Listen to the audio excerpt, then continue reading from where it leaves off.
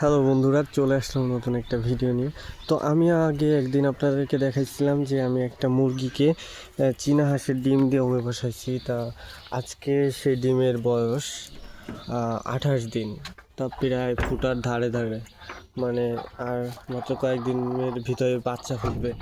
তা আমি আজকে দেখতে আসলাম যে কী অবস্থা। বেশ অনেকদিন আসা হয় না। তো দেখুন, এই যে মুরগি, এই যে ডিম নিয়ে বসে আছে। হে হ্যালো, কী অবস্থা তোমার? দেখি তোমার ডিমের কি অবস্থা।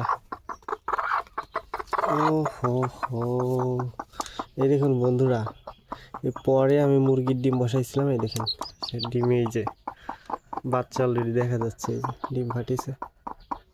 এই দেখুন, এখানে 5টা 6টা মুরগির ডিম বসাইছিলাম। এই চীন হাঁসের ডিম আসছে, এই চীন হাঁসের ডিমও ফাটিছে। এই যে দেখুন, এই যে হয়তো ফ্ল্যাশের জন্য দেখতে পারতেছেন না। এই যে দেখুন, এই যে। তো বন্ধুরা, এই ডিমগুলো যেভাবে আছে এভাবেই থাকবে।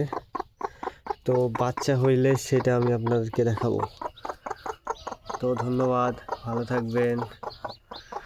আর যারা আমার ভিডিওটা দেখছেন সবাই লাইক কমেন্ট শেয়ার করে দিবেন।